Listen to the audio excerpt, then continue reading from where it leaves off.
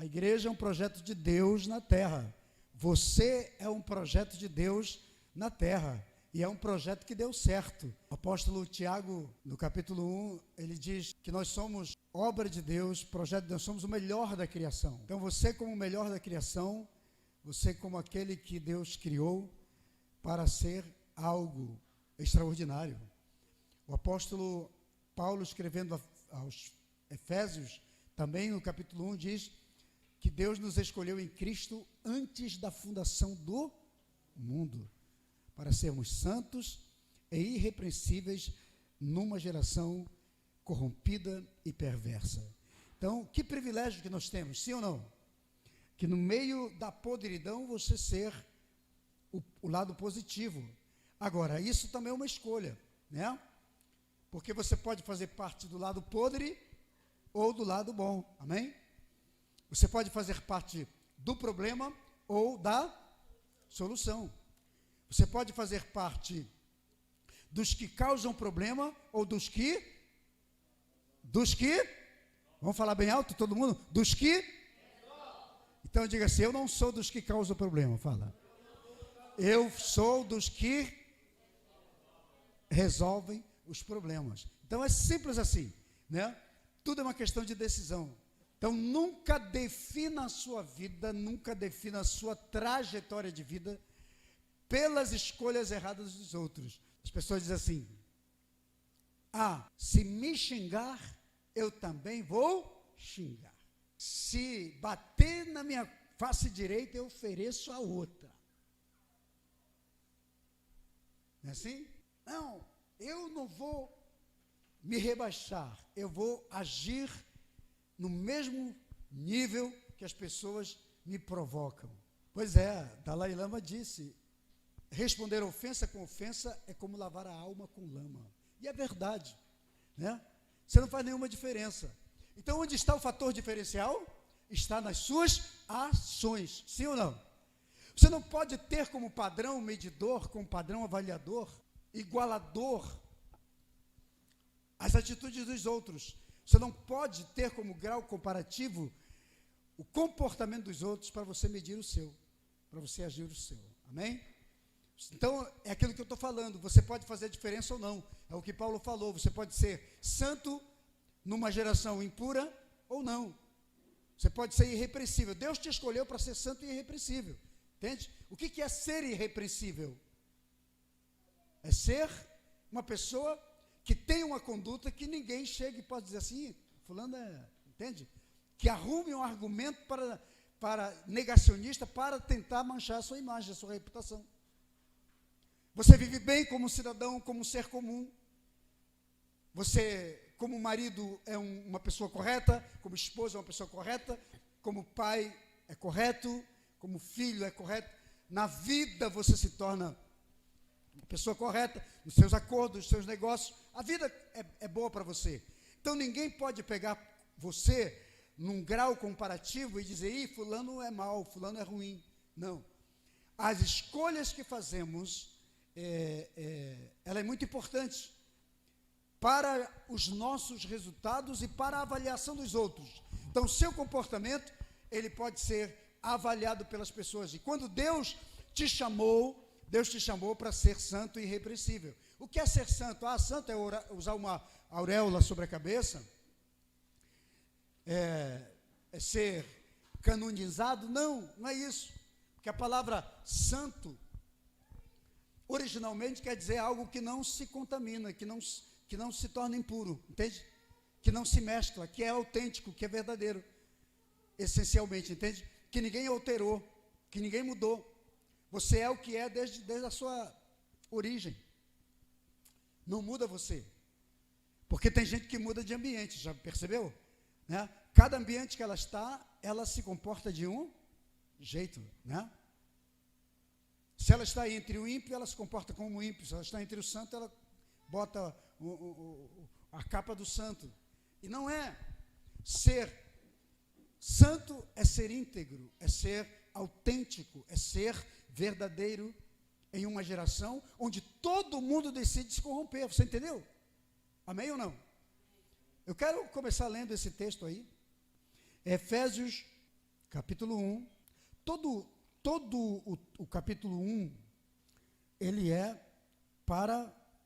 falando sobre o destino que Deus programou para nós, né? Para que nós fôssemos como que filhos, vivendo como filhos nesta geração perversa, né? Onde todo mundo é corrompido e você decide ser íntegro, que nos predestinou, verso 4, desde a fundação do mundo para sermos irrepreensíveis, santos e irrepreensíveis na versão original, diante dele em amor. Você vive numa geração de gente corrupta, de gente contaminada, de gente que decidiu fazer de sua vida uma proposta de coisa ruim. Você decide a sua vida por que lado ou por que tipo de comportamento, de perfil você vai moldar o seu comportamento, está entendendo? O mundo vai te oferecer um sistema, uma forma, um modelo, mas a Bíblia diz que você decide ser, você decide a sua vida. Ele diz aqui, nós podemos andar diante dele em amor.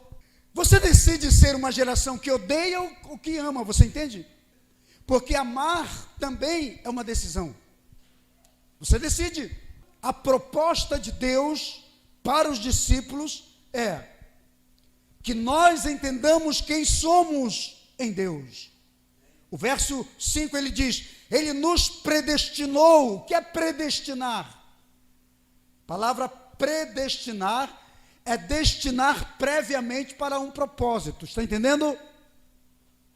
Então olha para o vizinho aí do lado, diga assim, nós fomos designados, predestinados, antecipadamente, para sermos filhos de Deus, amém? Então Jesus nos adotou, fomos filhos da adoção, para vivermos segundo a vontade, o beneplácito é segundo o propósito da vontade de Deus para a nossa vida. Se você tivesse que perguntar qual é a vontade de Deus para a igreja, para mim, para você, eu não sei se você já fez essa oração, essa pergunta um dia para Deus, Senhor, por que eu vim a esse mundo? Nós temos uma identidade em Deus, e para você revelar a sua identidade, são 3 coisas que são fundamentais você entender. Primeiro, quem você é, o que você faz e para onde você está seguindo. Isso define a sua identidade. E eu pergunto para você, quem você é hoje? Essa pergunta é muito importante você fazer para você. Porque quando você não sabe ou não lembra quem você é, o sistema vai te transformar naquilo que eles quiserem. Você está entendendo? Mas quando você sabe quem você é, ninguém transforma você no que eles quiserem. Isso é identidade. Isso é registro. Você sabe quem você é. E quando você não sabe o que você veio para fazer, ou o que Deus te chamou para fazer, provavelmente você até um dia vai se encontrar fazendo coisas que não deveria fazer, ou que não foi originalmente criado para fazer, quando você não sabe quem você é, e não sabe o que você veio fazer nesse mundo. A outra coisa é, para onde você está? Quem não sabe onde quer chegar, quem não definiu o seu destino, vai seguir para lugar qualquer e vai chegar aonde? Em lugar nem. Quem compra passagem para nenhum lugar, vai chegar a lugar nem. É isso aí. É assim que está a humanidade. Muita gente, por não entender quem elas são, outros estão dando destino para ela. E diz aqui, nós fomos predestinados. O que é a predestinação? Já falei para você, é um destino prévio. Alguém faz um esboço sobre um projeto, sobre alguém desenha você, faz um esboço para você, entrega para você. Deus desenhou para você um destino, um projeto. Essa é a sua identidade e a sua missão no mundo. Agora, O que você vai fazer de tudo isso depende de você. Hoje eu vejo muita gente que não entendeu para que foi chamado, que não entendeu o seu propósito na terra e está vivendo aleatoriamente, vivendo sem propósito, vivendo sem objetivo, está levando a vida de qualquer jeito, está na onda do Zeca Pagodinho. Deixa a vida me levar, vida leva eu. Tem gente que criou esse modelo para si. Acontece que o Zeca Pagodinho está ganhando muito dinheiro, então deixa a vida levar. Mas eu acredito que o Zeca Pagodinho encontrou o destino dele. Ele é um grande compositor, um grande músico, está construindo sua vida. Agora, e você, para quê? Para que você veio? Uma vez que você foi criado em Cristo antes da fundação do mundo, o que é isso? É um projeto prévio.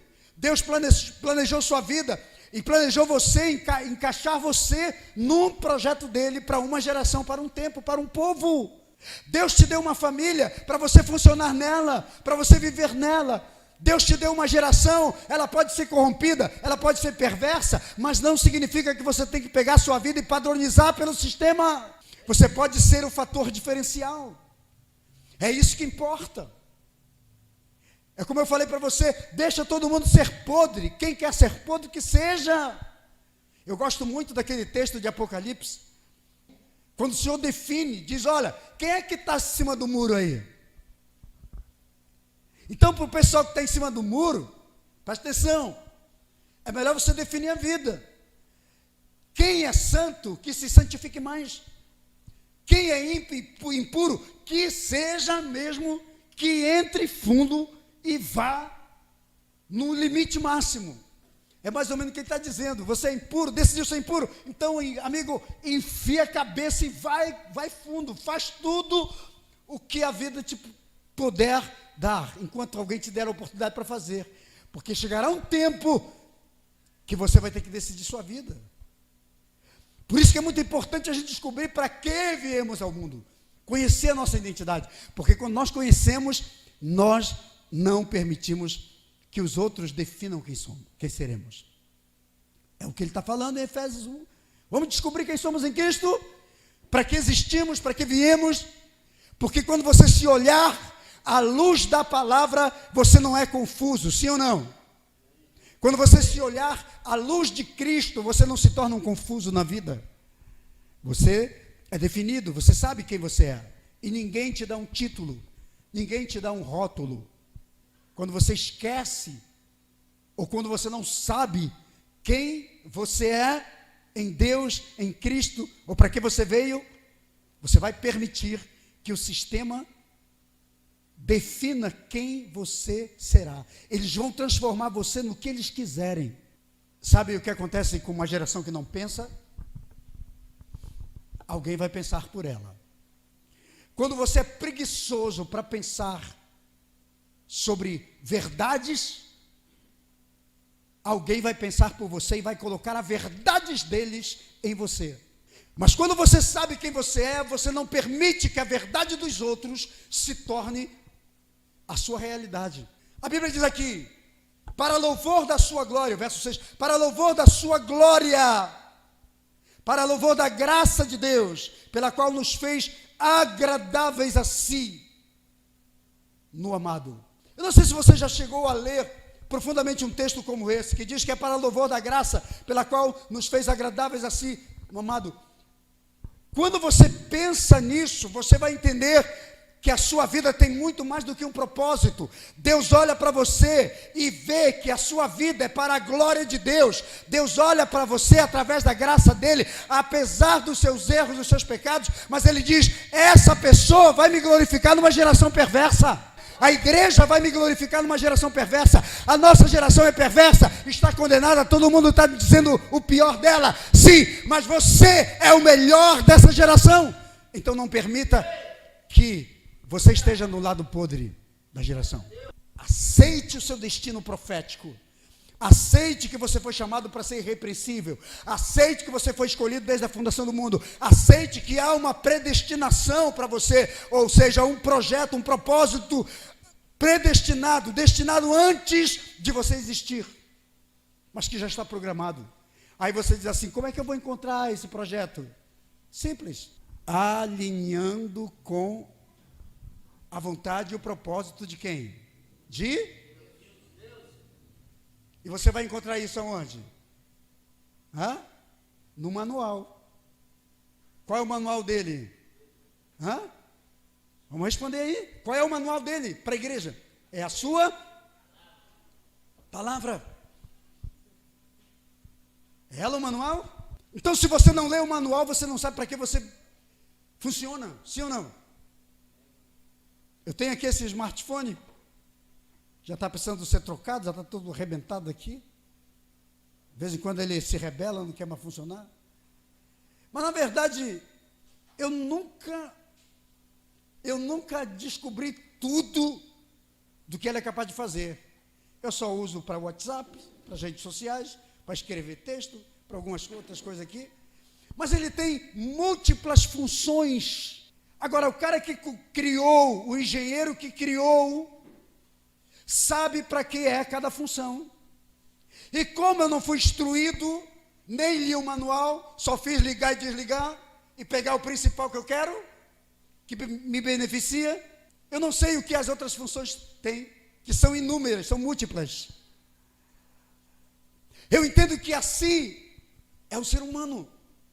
Nós não sabemos porque somos preguiçosos de descobrir em Deus quem de verdade nós somos. Aí deixamos que os outros definam a gente.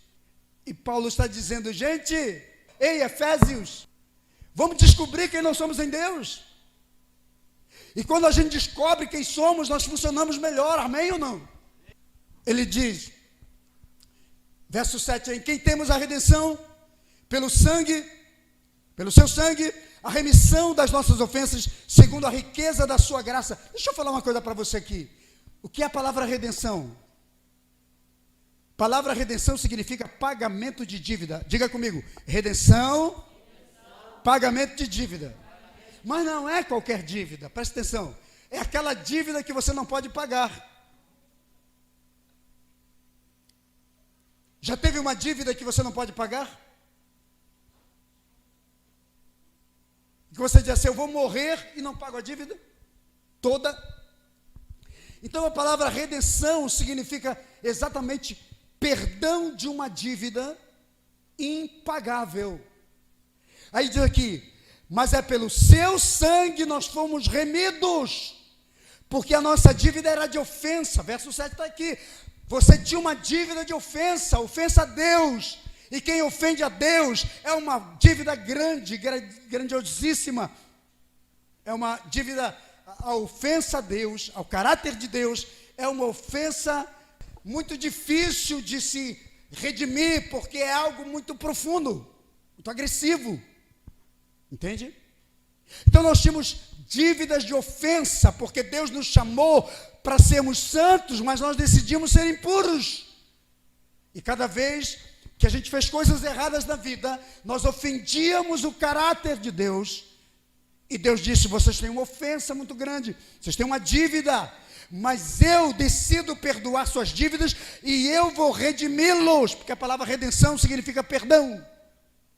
Redimir significa perdoar, cancelar, anular. Agora, ele fala isso pelo seu sangue, e aí ele diz, segundo as riquezas da sua graça. Presta atenção, irmão. A igreja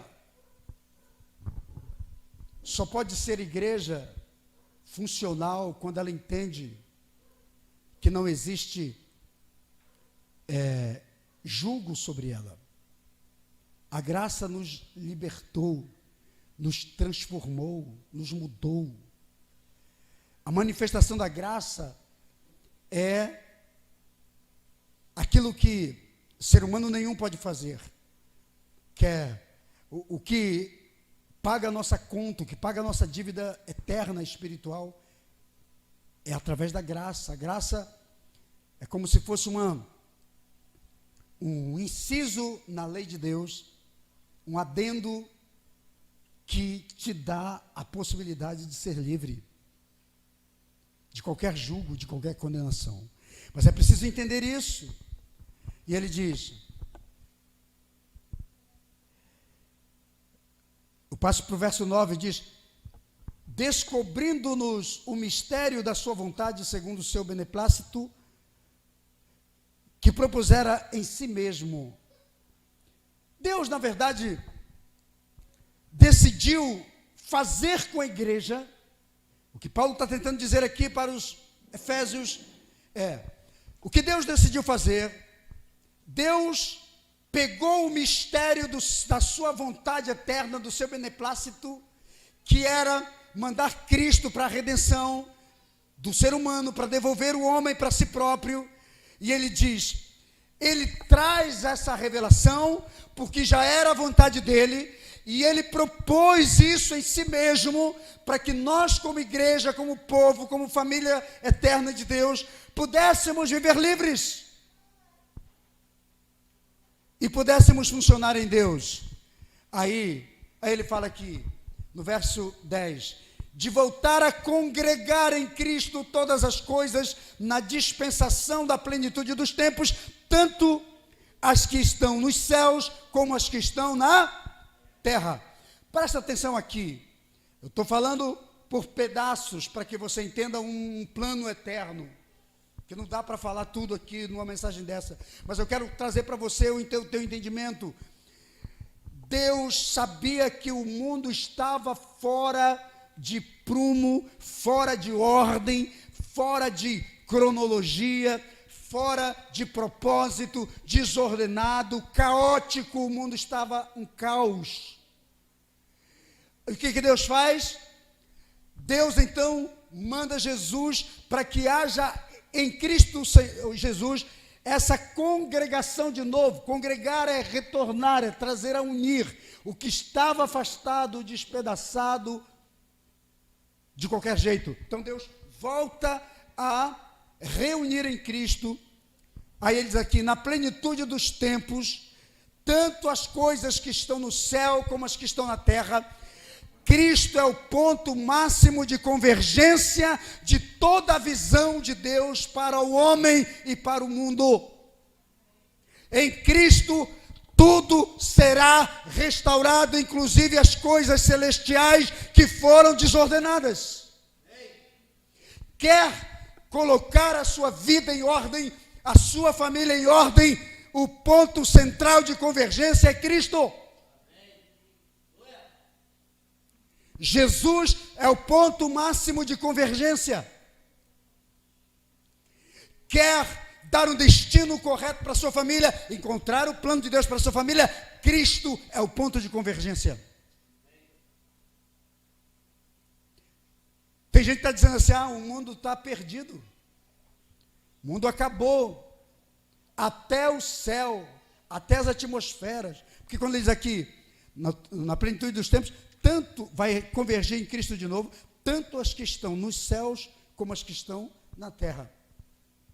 Quando houve a queda de Lúcifer, uma das coisas que aconteceu foi botar desordem no céu, porque a Bíblia diz que ele levou uma terça parte dos anjos, né? Apocalipse capítulo 12 diz que há um dragão que com a sua cauda levou uma terça parte das estrelas do céu. Já viu um dragão com sua cauda? Tudo que passa, leva. É uma figura do que Satanás fez. Mas aí ele diz assim, ai da terra e dos seus moradores, porque ele também vai vir para fazer. Mas aqui é a promessa. Jesus é o ponto de convergência. A partir dele tudo será reordenado. Então nós podemos dizer o seguinte, o que está em desordem nas esferas espirituais ou físicas, que hoje você poderia dizer, isso aqui está em desordem. Se nas esferas físicas poderíamos incluir a sua família está em desordem, pois em Cristo pode haver conversão, convergência, mudança. A partir de Cristo, transformação, cura, restauração, mudança, reordenação. O que está em desordem no mundo espiritual, a partir de Cristo, volta para a ordem. Entende? A Bíblia é cheia de metáforas para dizer o quanto Deus, quando entra numa história, Ele bota as coisas em ordem. Nos Salmos estão escritos, diz assim, a palavra de Deus bota ordem no caos.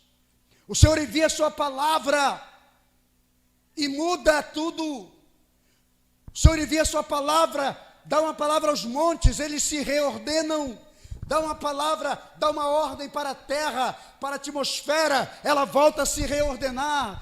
Então talvez alguém diga, e você acredita até mesmo na teologia do caos, você pode dizer assim, esse mundo não tem mais jeito. Não, tem jeito sim, o mundo tem jeito, desde que Cristo seja o conversor. Você entendeu? E é por isso que você precisa entender por que você está aqui. Você é um ponto positivo de reordenação do mundo. Talvez você diga assim, será que a minha família tem jeito? Tem. Tudo começa com você. Você quer mudança na sua família? Pague o preço por ela. Você quer mudança na sua casa? Pague o preço por ela. É para isso que a igreja está no planeta. A igreja está aqui não é apenas para cultos de libertação ou para cultos de campanhas. Nós estamos aqui por uma visão de mudança, amém? Em todas as esferas. Na esfera familiar, financeira, geográfica, na esfera, qualquer esfera da sociedade.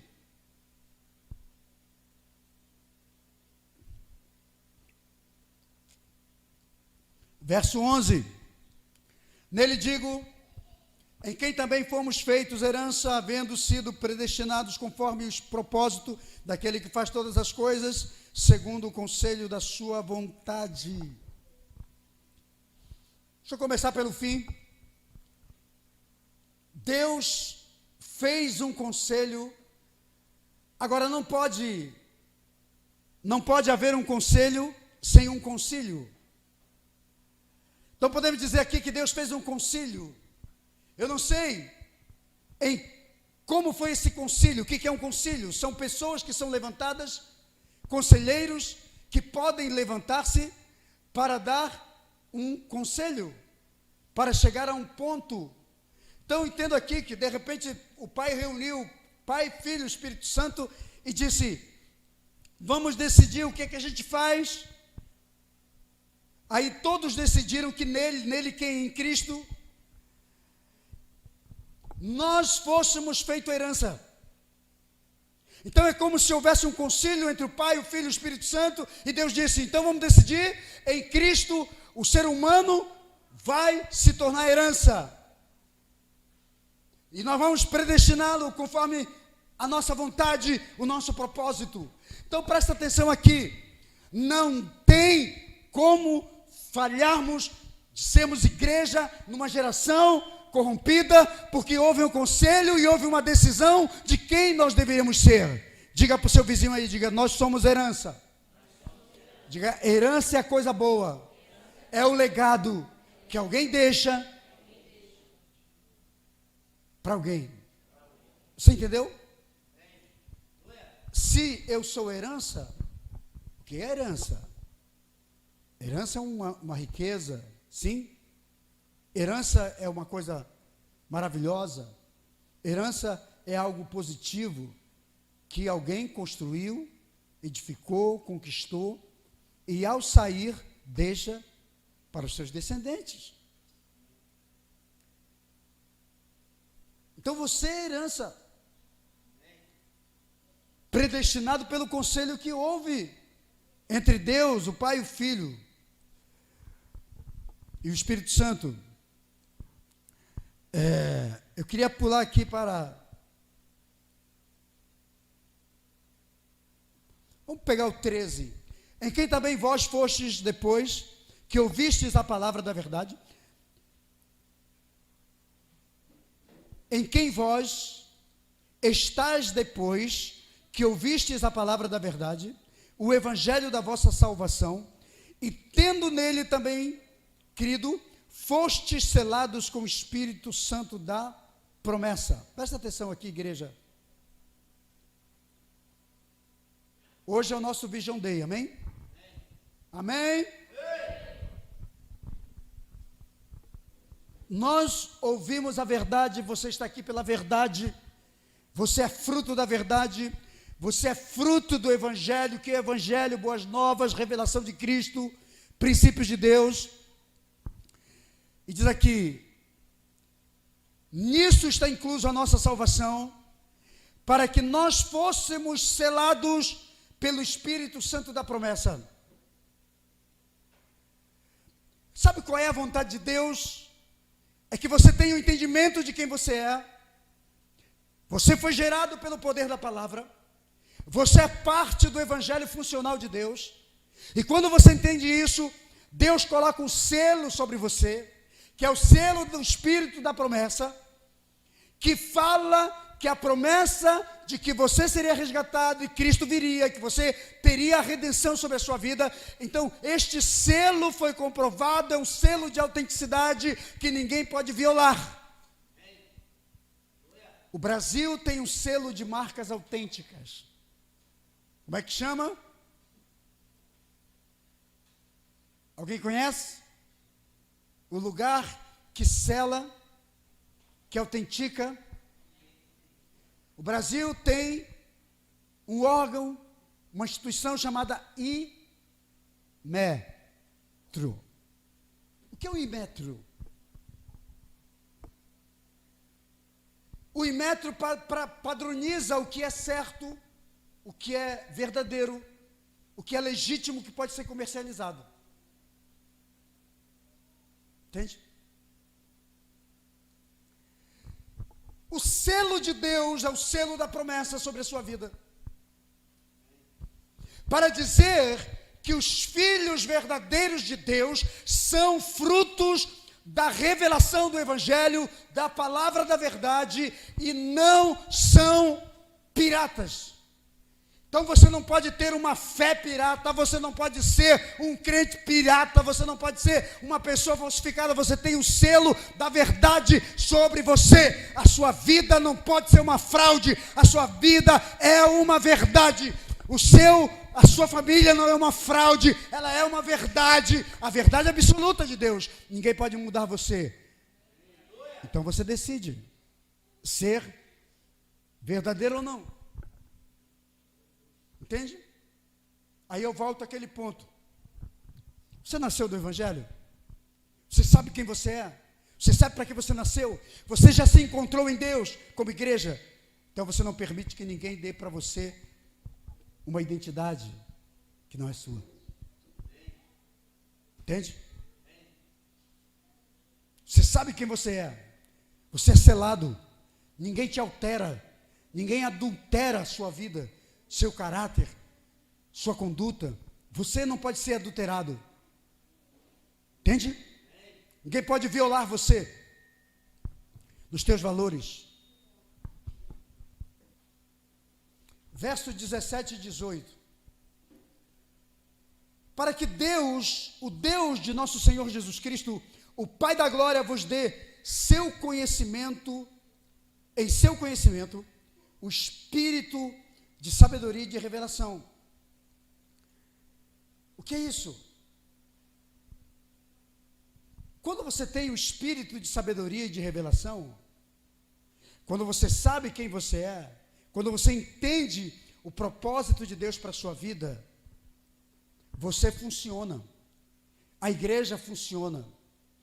Aí, a igreja deixa de ser apenas um grupo que se reúne para fazer campanha, e eu não estou batendo nisso de forma negativa, mas eu estou dizendo que tudo é válido, mas que tem coisa que não revela o nosso verdadeiro propósito, amém?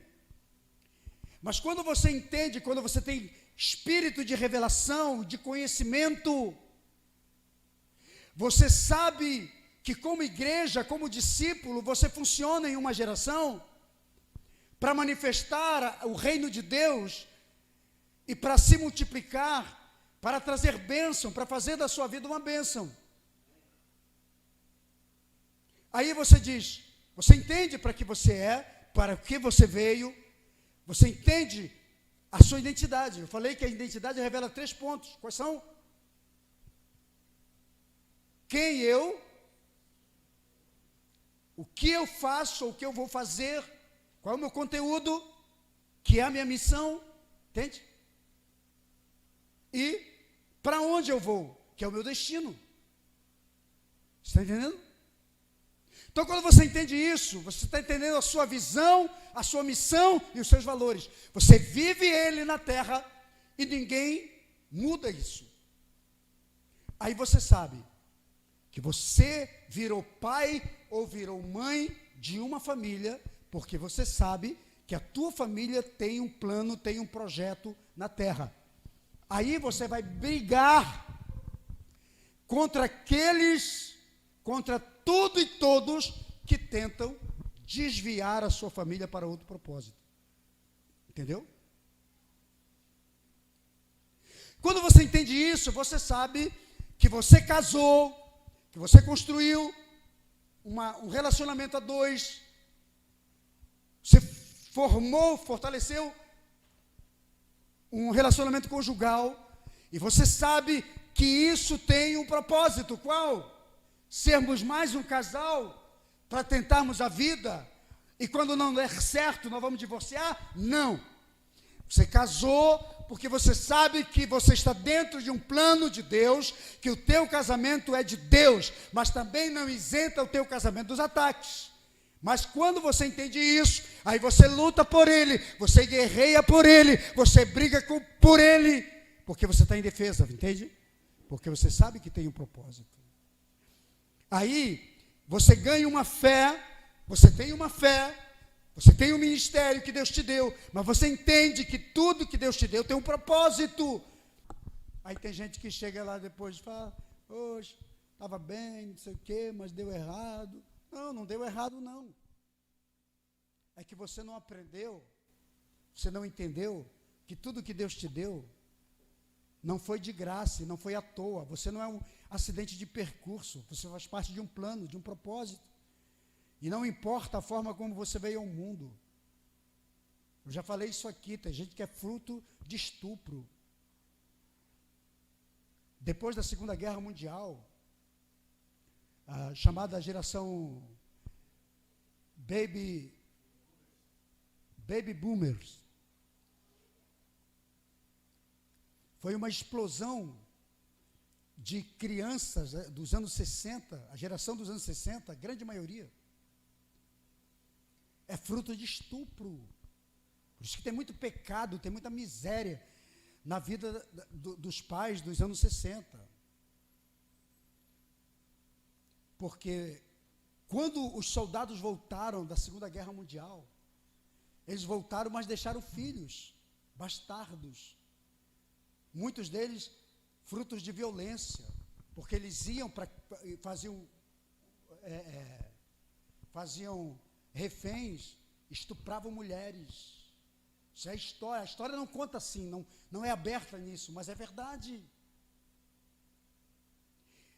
Mas muitos desses filhos, resultados dessa tragédia, podemos dizer assim, alguns se tornaram bandidos, marginais, revoltados, mas outros decidiram fazer da sua vida uma bênção, você entende? Porque a forma como você veio não importa. O que importa é o que você faz da sua vida a partir do seu entendimento de quem você é. Você entendeu? Aquele lance do vitimismo, porque não sei o que, eu vi o que aconteceu. Você é o autor da sua vida, da sua história. Eu sempre digo aqui, isso é bíblico, não estou sendo antibíblico. Você não é o autor da sua vida, mas você é o autor da sua história, você está entendendo? O autor da sua vida é Deus. Mas você é o autor da sua história. Você pode ser o protagonista ou pode ser apenas um coadjuvante. O protagonista é o que entende para que veio e faz a sua história. O coadjuvante é aquele apenas que usa, que outros são personagens principais na sua própria vida. Entende? Deixa que outros usem você. Quando você entende o plano de Deus para você, acabam-se argumentos. Acabam-se ideias erradas. E por mais que alguém chegue para você e coloque um rótulo, você não aceita, porque você sabe quem você é em Cristo. Amém? Você sabe. E a sua resposta é: você pode falar o que você quiser. Você pode ter a sua opinião, a opinião que você quiser. Opinião é opinião. Opinião é apenas o seu ponto de vista. O que importa é o que eu penso sobre mim, quem eu sou. E eu me descobri. Eu descobri a minha identidade em Deus. Eu sei quem eu sou, o que eu tenho, qual é a minha missão, qual é o meu conteúdo nessa vida. E eu sei para onde eu vou. Eu tenho um destino que eu entendi. Eu tenho uma visão, uma missão e tenho valores dentro de mim. Amém ou não? Porque você é um ser que pode, codificável. Entenda o que eu vou dizer para você. Nós somos pessoas, nós somos seres codificáveis. Nós somos seres programáveis. Você é uma programação. Entende? Você vai responder de acordo com o que está programado em você. Por isso que a proposta de Deus é uma reprogramação para nós, de crenças, de valores, de propósito. Amém ou não? Quando você entende isso, a sua vida melhora. Você entende para que você veio, todas as funções que estão ali. Não é fácil, mas é um preço que tem que se pagar. Olha o que diz o verso 18, que eu quero colocar em destaque. Tendo iluminados os olhos do vosso entendimento, para que saibais qual seja a esperança da sua vocação, e quais as riquezas da glória da sua herança dos santos, nos santos.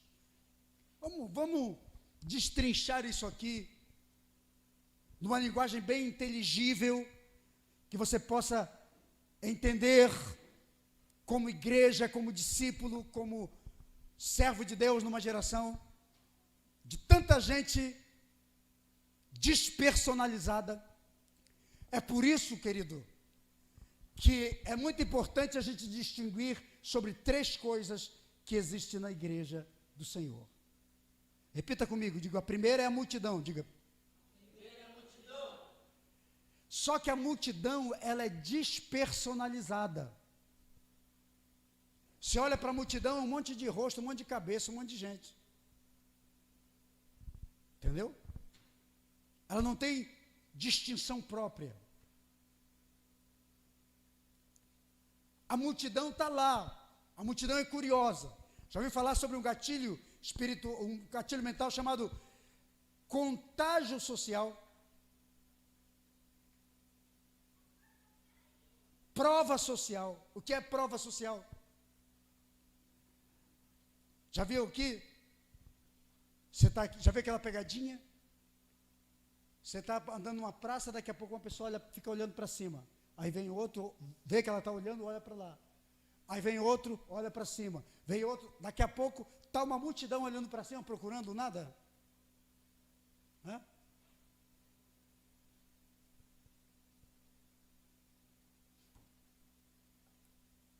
É chamado de inconsciente coletivo.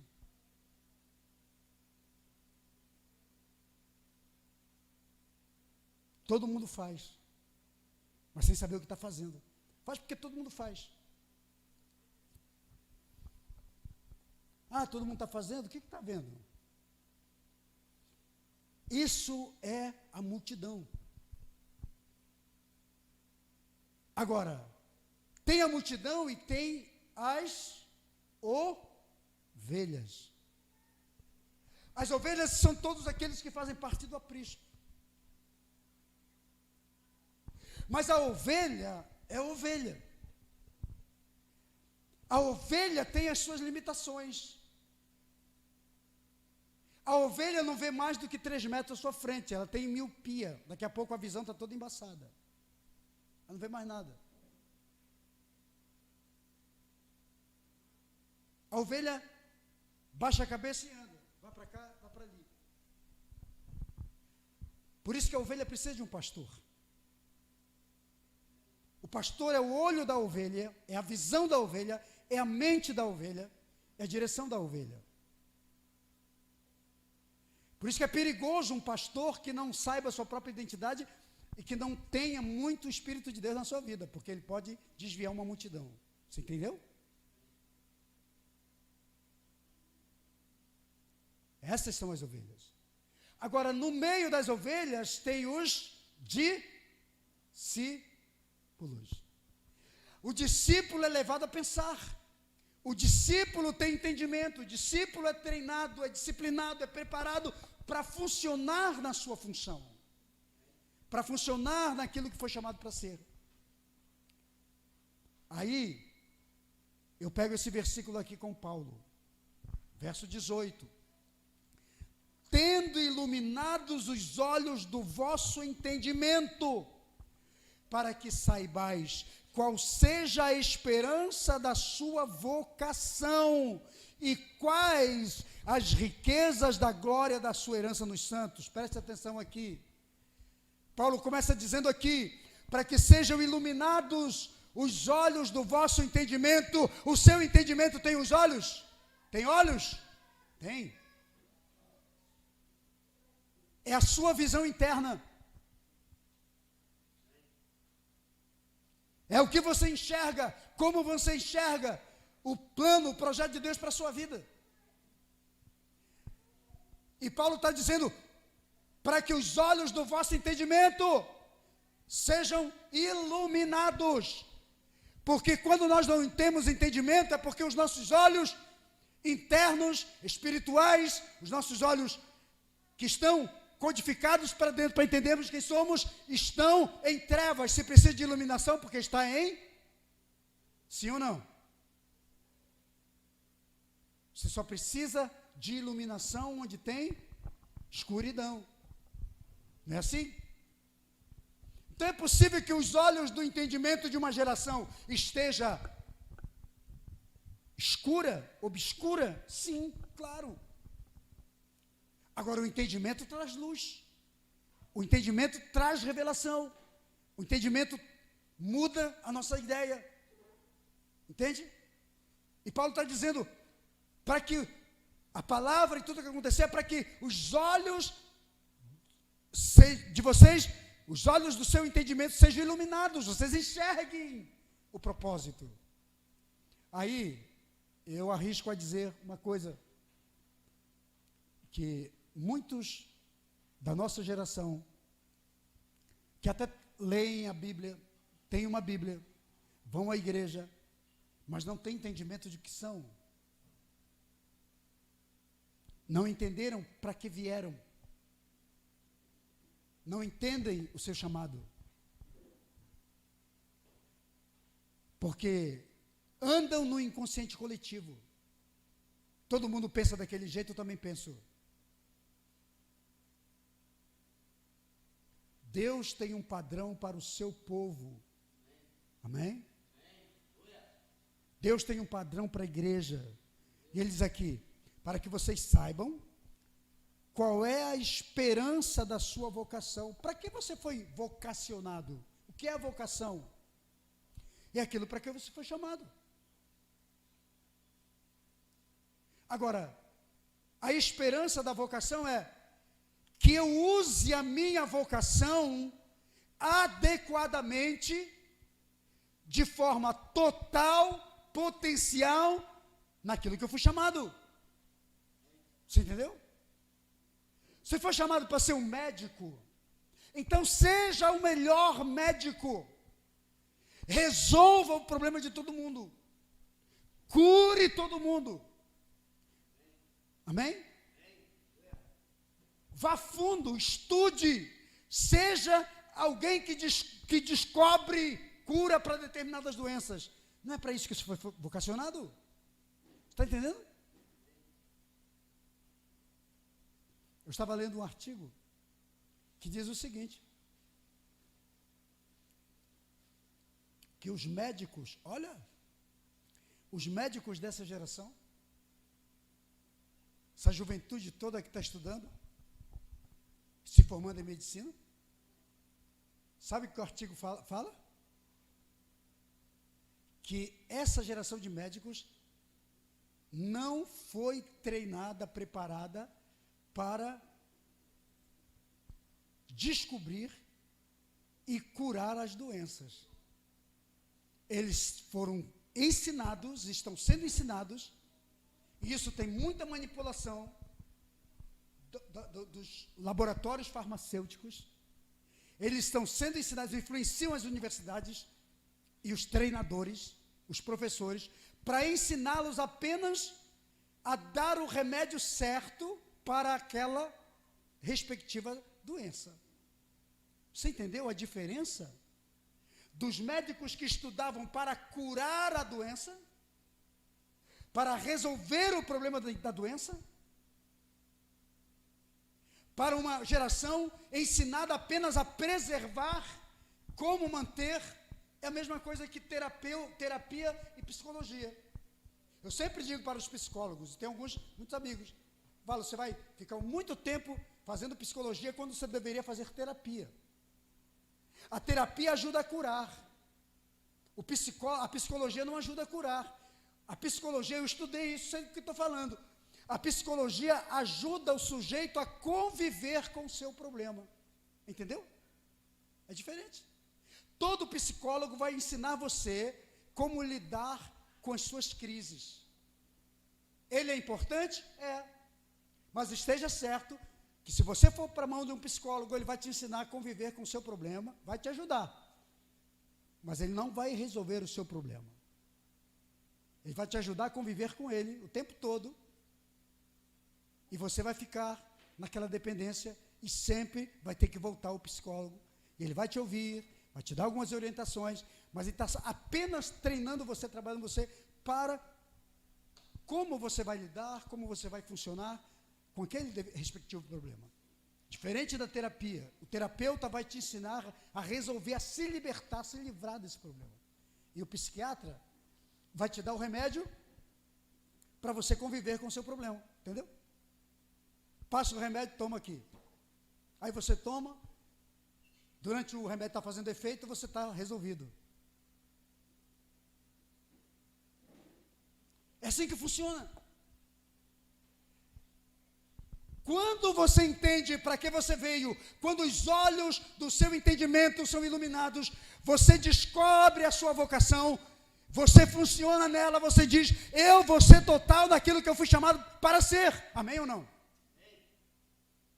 Tem uma máxima da riqueza para todos que querem ficar ricos. São 3 coisas que você tem que fazer na vida. Quer ficar rico? Faça 3 coisas. Primeiro conselho: ajude outra pessoa a ficar rica. Quer enriquecer?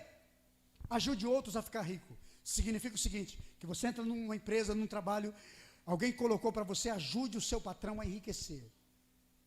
Porque tem empregado que diz assim, eu vou ser puxa-saco, eu vou ser não sei o quê, mas é ele que paga o teu salário. Ajude o cara a enriquecer mais ainda. Faça o que José fez para todos aqueles por onde ele passou. Ajudou a enriquecer. Entendeu? Essa é a primeira regra da riqueza. Primeira regra, quer ser rico? Ajude o outro a ficar rico. E aprenda com ele como ficar rico. Porque tudo é aula, tudo é escola. Entende? Eu estou fazendo um curso, o cara fala isso. Tudo é aula, amigo, tudo é escola. Se você não entender que tudo na vida é um aprendizado, então você vai ter problema. Eu estou te ensinando aqui, igreja, para que você entenda quem você é em Cristo, para que você foi chamado, e para que ninguém te dê um destino que não é o que Deus tem para você. Entendeu? E para que ninguém coloque uma identidade em você que não é a identidade que Cristo tem para você. O segundo ponto, depois que você ajuda o outro a enriquecer, é: aprenda a resolver problemas dos outros. Quando eu digo resolver, não é o que o médico dessa geração está fazendo, entendeu? Ele aprende qual é o remédio e qual é a dosagem certa para determinados tipos de doenças. Aí ele funciona maravilhosamente bem. Ele vai te passar o remédio, você vai conviver, é legal, mas a doença continua em você. Então aprenda a resolver. Você foi chamado para ser médico? Seja um médico que vai resolver o problema do teu paciente, que vai curá-lo, vai deixá-lo feliz. Você foi chamado para ser um advogado? Não seja apenas um advogado para enriquecer as custas dos outros. Resolva o problema deles. Amém? Quem te procura, resolve o problema deles. A igreja da nossa geração foi chamada para resolver o problema das pessoas. Entendeu?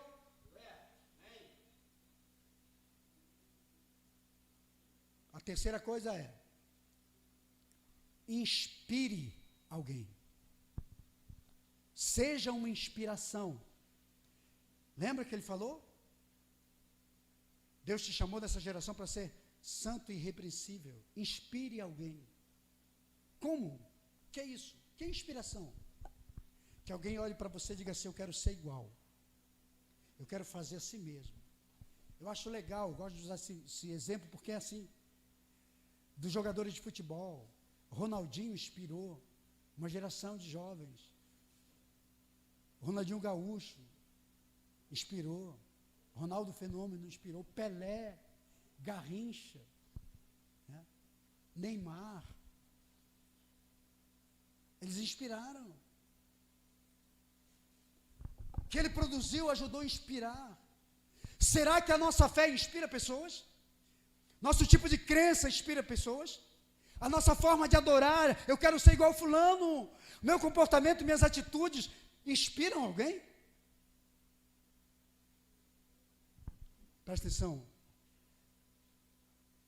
Tem muita gente que não quer ser crente na nossa geração. Porque os crentes da nossa geração, a maioria deles hoje, retiro a maioria. Às vezes eu falo umas coisas que não deveria. Retiro a maioria, povo. Mas tem um bom grupo de gente que é um escândalo, que é problema, que ninguém quer copiar e inspirar o tipo de fé que vive, de atitude. Entende? Porque tem gente que diz assim: o fulano, o ímpio que eu conheço, ou o macumbeiro que eu conheço é mais crente do que fulano, né? E o outro nem vai na igreja. Está entendendo? Porque o padrão que escolhemos é isso. Então, descubra a riqueza da sua vocação, igreja. Nós fomos vocacionados nessa geração. Entenda uma coisa: você nasceu na geração certa, você está no país certo, na nação certa, na família certa. Deus não errou com a sua vida. E não errou com a igreja. Então vamos fazer alguma coisa para que a nossa geração mude e para que você seja uma inspiração para os outros, em nome de Jesus. Esse é o desafio para Atos 2, esse é o desafio para você, esse é o desafio para os pastores, apóstolos, líderes, todos que estão aqui nessa manhã, em nome de Jesus. E aí, queridos, quero encerrar aqui.